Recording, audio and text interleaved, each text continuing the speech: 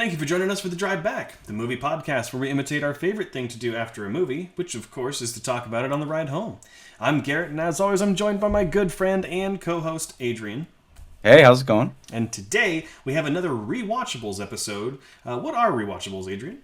Rewatchables are where both Garrett and myself have seen the film before, but either it's been a while or we just wanted to see if it's worth rewatching, so we go ahead and go back and we let you know if it's worth it or not. Absolutely. And we have a little bit of an obscure pick today, which was Disney's attempt to revitalize the world of Wizard of Oz with Oz the Great and Powerful. So all of this and more coming up on The Drive Back.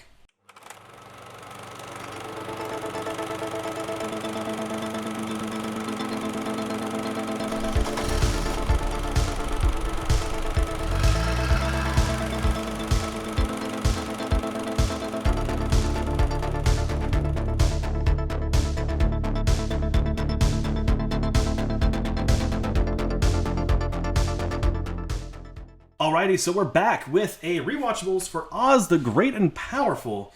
Adrian, how long ago has it been since you've even heard about this movie existing? Because I feel like I completely forgot about it until I saw it just on IMDb one day. Yeah, I saw it in theaters. Same. So that was the last time I've heard about this movie, was when I saw it, whatever year it came out in. What has it been, like 10 years at least? Almost. That brings us right into the little spiel here. Released in 2013, Oz the Great and Powerful was directed by Sam Raimi and stars James Franco, Mila Kunis, and Michelle Williams. A small-time magician is swept away to an enchanted land and is forced into a power struggle between three witches. Spoiler-free thoughts before we jump into some spoiler talk for Oz. Spoiler free, I think this movie had good intentions in the best way possible. Like, I think it really tried to lay a cool foundation, because I believe it's actually one of my bucket list things, is to do, I think there's like 7 books in the Oz series, and I do want to read them all. So this was awesome to me when it came out in theaters. I was like, yeah, let's lay some groundwork. Let's build the series. Let's go ahead. This movie just isn't it, folks. This isn't the groundwork that you're gonna hope it is. Yeah. I think it has some interesting or fun elements to it. I Some think plot twisting. a little bit. Yeah, a little bit too predictable, I would say, but Yeah. they try to. But it's just a weak film. It what it really feels like is Disney, because Disney made this one. They were trying to, I think, channel what Tim Burton did for Alice in Wonderland and be like, we can do that for Oz. Yeah, I don't think this was dark enough. It wasn't dark enough, no, but it definitely had the same kind of feel as a Tim I agree. Burton. Oh, I agree with you. Yeah, I think they missed it, is what I'm trying to agree with you on. Yeah. So, but let's go ahead and drop a spoiler warning so we can go ahead and just start talking about this movie. Unfortunately, it's not available to stream on anything. It's only available to rent, so sorry. Rent? Or not. Would not. I don't think either of us would recommend renting it. But if it shows up on Disney Plus in the future at some point, maybe. But Surprised it's not. I wonder if there's mixed rights going on or something. I wonder if it's because of James Franco. Oh, probably. Yeah, which watching this movie a little weird. It's like, I don't know the extent of what's going on with him, but it's not good. But anyhow, now that we dropped the spoiler warning, so you are a fan, obviously, of the Oz world. You have that signed Wicked poster behind you. You know the story. I didn't even think about that. Right? No, like, okay, I'm a big Wicked fan. I didn't even think about it that makes me, like, an Oz fan. I, like, didn't even... like, that's crazy. You just blew my mind with that knowledge. So, biggest question on my mind right now, Mila Kunis as she becomes the Wicked Witch. What did you think? I want to like Mila Kunis's acting so bad. Mm-hmm. And I just feel like everything that she's in besides that 70s show. Oh, and maybe like 1 or 2 movies that I can't think of right now, but I don't want to say it's all bad, but She was fine in Ted. Ted was good. But other than that, in terms of like, pretty weak. oh, maybe was it Just Friends or Friends with Benefits with Justin Timberlake? That was pretty fun. There's No Strings Attached, I think. No Strings Attached is Ashton Kutcher and Natalie Portman. Yeah. Yeah, they did two. There was a big era of Friends with Benefits. Well, it was movies.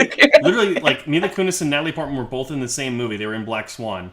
Yeah, they had that hookup scene, and then you're like, maybe they had their own movies where they had some attractive male star of the time, and they were like kind of the thing, but they released at the same time. No Strings Attached is way better than Friends with Benefits, and I'll die on that hill. And there was also the one with Anne Hathaway and Jake Gyllenhaal. I never remember the name of it. Anne Hathaway. Oh, now I gotta look it up while you're. I'm like, who's Anne Hathaway? No, I'm just kidding. But I guess while you're looking that up, I wanted to like it, and I tried to buy in. Like, I was waving my money in the air, and I feel like she just didn't take it, and it just didn't sell at all. Yeah, it just was not a good casting choice for the Wicked Witch. It didn't feel right. No, it felt like Mila Kunis acting. Yeah. Oh, and she did not meld it. It's called Love and Other Drugs.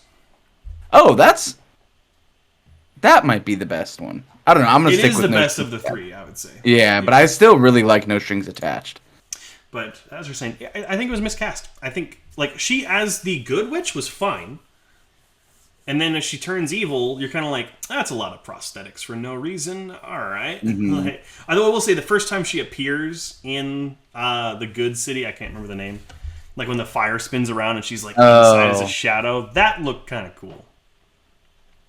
And I did like the plot twist where it's like, oh, we're all good, and of course you're like, are you? That seems real suspicious. Who is good and goes, yeah, we're all good here. Like, that's the evil person. Like, that's movie's number one. We're all flawless except for that one, and then it's Michelle Williams, and you're like, okay, well, I don't think you are the bad one. Exactly. So it was a pretty obvious plot twist, but yeah, they did some cool stuff. I mean, they definitely tried, and like I said, I give it credit. It really wanted to lay the groundwork for a franchise. Mm-hmm. I just think they took so many missteps. Mila Kunis was a miscast. James Franco, I actually think was okay. I think he did a good job as kind of that small-time magician pretending. I think that's kind of who he is as an actor. As someone playing a scummy guy, James Franco is perfect for it. Yeah. And like pretending, like being 100% pretending all the time. I thought it was fine. Yeah. But yeah, I mean, it just didn't quite sell it for me. Yeah, talk about also that weird witch fight at the end between Michelle Williams and Rachel Weisz, where they're just floating around inside the room. Like, well, yeah, and I get what they were trying to do. It was like, that's what a witch fight would really look like. I disagree. No, it wouldn't. I don't think that's what it We've looked both like. played enough D&D to know that that's not true. But I do want to point out something that I thought was really ingenious. And it's the callback to the original Wizard of Oz film. And it's in the beginning of the movie when it starts out, and it's in the 4:3 aspect ratio. Yes. And then as soon as he arrives in Oz, it moves to widescreen and color. Which, I mean, the original film went from black and white to color when Dorothy went to Oz. Yeah. And then this film is the widescreen and kind of the expanding. So I feel like it's definitely an homage, and it works. It was really, really cool. It's really cool. And movies have done that too. Like, changing the aspect ratio is a very kind of artsy thing to do, and it does make a difference. Yeah. It makes it tighter screens feel more claustrophobic now, and I think it does great by expanding it. It shows you that there's kind of like more to this world than there was before. Yeah. And yeah, I would agree it paid off. I actually forgot about it because I felt it was so like perfect. It just fit the movie. Like, it was like, oh, that was cool, and then it kind of moved on. Yeah. I just thought it was really cool to reference the original in that way, and that's what really defines, the world, and it's just really interesting. I do also want to talk about one other thing I thought was good at this movie, and actually it was Zach Braff as the kind of comedic relief sidekick. I thought his voice was perfect for Finley, I think the monkey's name is. Yeah. I thought he was just great. Yeah, I thought he was probably carrying some of the more ridiculous scenes. Mm-hmm. I think that obviously that's the comedic break, but I did feel that sometimes it seemed like you could almost predict the joke coming. Like, and here's the time for the joke. And then, like, within a couple seconds, he would say a one-liner. Mm-hmm. And it just kind of felt a little forced, I guess would be the term. Like, it just felt a little on the nose some of the time. But I definitely think he, not to take away, he was definitely one of the better parts of the movie. Absolutely. And the voice actress, I think her name was Joey King, that played the little porcelain girl. You know what? Now that you say that, 100%, that's who that was. Do you know her? Joey King is the Kissing Booth 1, 2, and 3.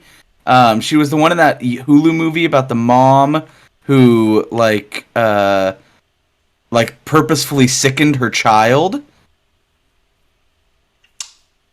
You don't know what I'm talking about? I don't know the name of the movie. I gotta look it up. It's called. We're both doing research on our show this time. But I thought she was also very good too. But that kind of just leads me into the stuff that I don't like about this movie. And I don't know about you. The Act and The Conjuring. She was in The Conjuring. Oh, interesting. And Slenderman. Oh, I'm sorry. But the story on this movie. Or the story in this movie, not on this movie. The story in this movie, yeah. it is the archetypal story that I hate. Oh. Which is the liar revealed. Because it just creates unnecessary conflict and drama and oh, maybe I'm not actually the wizard. They do kind of subvert it a little bit where Glinda's like, yeah, I know, dumbass. You're definitely not a wizard. Yeah. That was great. But it's again, that just feels wrong. And it also kind of feeds into the kind of the weird kind of toxically masculine character of Oz in the beginning. Beginning, yeah. And even start towards the middle, right? He takes advantage of all of these witches and plays them up and does the whole music box thing again, and kind of just it kind of feels like it almost rewards the character. I never really feel like he had much of a change in character either. No, and I think that's first. I think it's to go to your point. I think it's really bad for a movie's entire crux to be built on liar revealed.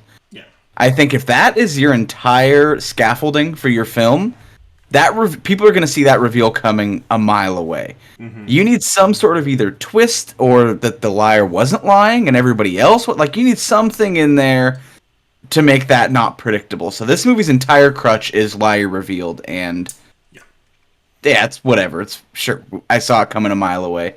As far as I didn't really get any toxic masculinity. I just got that that's who he is. Especially working in a carnival, I felt like that fit the personality pretty well. It was more so taking advantage of every woman he came across, the assistant, and going all romantic with her, and then his friend, ex-girlfriend, whoever she was, I don't even remember. And then the fact that all three witches he kind of tried to charm. I don't know if that's toxic masculinity, though. I think that's just being a scumbag. Well, it's part of being toxically masculine, but sure, okay. Okay. I don't know. That's just at least what I got out of it. And I never point this kind of thing out either, but there really is that underlying idea, the white savior kind of story in this one, I felt. Oh. Interesting. Oh, you're the prophesied one who's going to fix everything and get all this gold, and, it just turns out to be that character. Granted, it's during a time where people weren't really taking any kind of risks in Hollywood, and at the same time, it is about the character from the original movie. So, that's why I'd say, I got hints of it, but I never really said that it was, that kind of storyline. Interesting. Okay, yeah, I definitely don't think I got... I got, vibes, the little tinge every once in a while, but not, enough to say, no, this is a white savior storyline. It's not what's the word? Dances with Wolves or something like that. Oh, definitely nowhere near that, yeah. I could see your perspective on it. Yeah. But let's also talk about the other main crutch of this movie. We're talking about the liar revealed story being a main crutch of it. The visual effects in this movie. What's your take on the visual effects? Because I feel like it was very hit or miss. There were some very good looking things, and there were some very not good looking things. I actually think most of it was not good looking. I would say really? 80% of it I think was not good looking. I think I've talked like this before about other movies, but I think they were on the cusp of technology at a point when this was made. And I think there are scenes that just cram so much visual effects. Mm-hmm. Even stuff you didn't need to do visually. That's where they were on the cusp. They could do it. Yeah. So they did. But should they have? I don't think so. I think there's literally scenes that are so gaudy with CGI. Like, they're just so crowded, and you're like, this isn't visually appealing at all. I'm sure it was when I saw it in theaters, because it was new. It was like, wow, this is crazy. It was also in 3D, so... Yes, and watching it, it just doesn't hold up. It's not good CGI. Yeah, which, like, there's a lot of... The things that stood out the worst to me were the distinct uses of green screen. Yeah, you could literally almost see the border. Like mid shots of like just James Franco's like, you know, chest up. You could just see that haze around him. Yeah. But there also were cool moments. Like the flying monkeys look great for 2013. Yeah. And also probably my favorite sequence of the movie, because I think we're doing that least favorite moment of the movie thing still, was when they're in the dark forest and those flowers are like chasing them from behind with the lights, and they looked great too. Yeah, it did. I just feel like too much. Yeah, there's just too much in almost every scene. Like, if you use CGI sparingly, it can be really effective because it can make the impossible possible. Yeah. But when your entire film, like, there's scenes where there's like a wide shot, and you can tell that they're on a soundstage.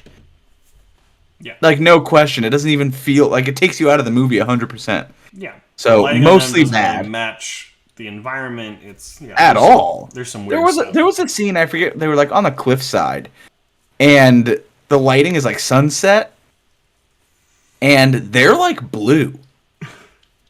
I mean, they're not like bright blue, but they have like a computer screen. Like, you could tell that it's like a whiter light on them. Yeah. And it's like, it's coming from the right direction, but it's like, oh, is our sun dying? Like, why is it a different color now? It was really weird. Oz, you've defeated the great, wicked, powerful witches. You must now save the sun. But, I mean, as for you, though, kind of on that same note, any favorite moment of the movie?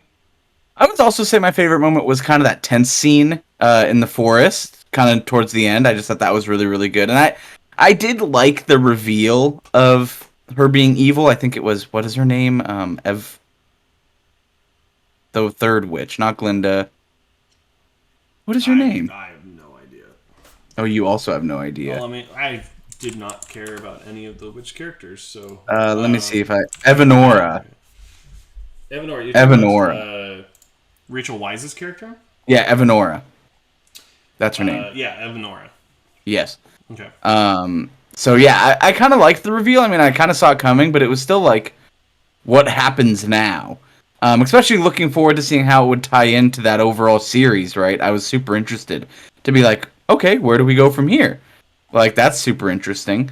But yeah, so just my favorite parts were like meh. I don't think I was ever like blown away by anything. Oh, gotcha. I did like the actual beginning of the film. I liked him being like a small time little road traveling in his little carriage. Oh, that was really cool. I did think the tornado, worst part, I guess, the tornado literally like had a script. Like it would like go left and then go stage right and then go back. Like, it was just like going exactly where it needed to in order to destroy like the perfect things. It was so funny. It has like the sound effects that make it sound like an animal. We're like, basically. I would say it's the witch fight at the end. It just looks so bad. Yeah, and you can see all the wires and like, you can't see them, I mean, but like you could just tell it's like, you could feel it. It's all super janky and gimbly. All the environment's CG, but they're actually on like wires floating. It just doesn't look as good as you think it would. I do want to say, I guess these will be my closing thoughts for it, because I don't really have much else to say. Me neither. But I will say that I really do. This give it credit. Try to start something cool. Mm-hmm. Speaking of Oz as a whole, I am also very nervous for the Wicked movie. Mm-hmm. Because I'm super nervous for Ariana Grande. I think she'll be great at the singing parts if it's musically, but I don't feel like her voice matches, and I'm really concerned not just for Wicked itself, but Wicked, the film, could be the restarting of the Oz franchise. It takes place before The Wizard of Oz. Mm-hmm. This could be the new series. This could be a new franchise, and I'm so concerned that they're going to mess it up again. But I'll go see it. And that is my final thought. I think this movie's not really worth checking out. I think you should just go watch the original if you're trying to scratch that itch. And yeah, I mean, just saying, meh is my review. So what is your score then? 50. Okay, right in the middle. Yeah, just meh. As far as my kind of closing thoughts, I said that while there are some fun visuals and interesting ideas and some decent effects for 2013, just the movie feels like an unnecessary attempt to like try and resuscitate a dead horse and try and breathe life into a franchise that doesn't need it. Like the original film, I'm not the biggest fan of the film as a whole, but I understand its importance. It's kind of like Adrian and Lord of the Rings, or some other people in Star Wars, right? Like you can respect the film and you know its history, but you don't really like it as a whole. But it's a landmark film. You don't need to build more life into it and try and copy Tim Burton along the way because you want to make it seem different. That being said, it wasn't enough to save it from any kind of, super negative score, so I ended up giving it a 39. I think it's... If you're looking for something completely different and you're like, I don't like the visuals of Tim Burton, but I kind of want to see something similar to the visuals of Tim Burton, or if you're just doing a Sam Raimi kick because you're like Adrian and think that Tobey Maguire is going to be in Spider-Man No Way Home, then go right ahead. But still, probably a waste of your time. Anyhow, Adrian, that's going to bring us to a close. If any of our beautiful listeners, viewers, intakers of our content would like to know where we are online, where are we? We are on Instagram and YouTube and Spotify, Apple Podcasts, Stitcher, wherever else you want to find us at the Drive Back Podcast. Go ahead and follow us on your podcasting app. We post every Monday. If you want to watch us while you listen, go ahead and subscribe to us here on YouTube. Hit the like button and go ahead and hit the little bell notification so you get notified again every Monday. And then if you want to talk to us, go ahead and follow us on Instagram at the Drive Back Podcast, and we'll chat up. We post whenever we have new episodes, and you can tell us if we're doing things right or wrong, and we love to hear from you. Absolutely. And over the next couple of weeks, you're going to see some kind of interesting content. I think our episode after this will probably be a normal one, and then the episode that is going to be 2 after this is going to be our holiday episode. So something having to do with the holiday season, and then another regular episode before we get into our like kind of end of the year things in January. Holiday, yeah. Going to our best of 2021 and the Drive Back Awards, which I am super excited to do. So, but that's going to be about it. So look out for the new episode next week on Monday. Thank you so much for listening. Thank you so much for watching. We love you so much, and we'll see you next time on The Drive Back. Thank you for listening to this episode of The Drive Back. Make sure to be on the lookout for new episodes every Monday, and make sure to follow us on social media.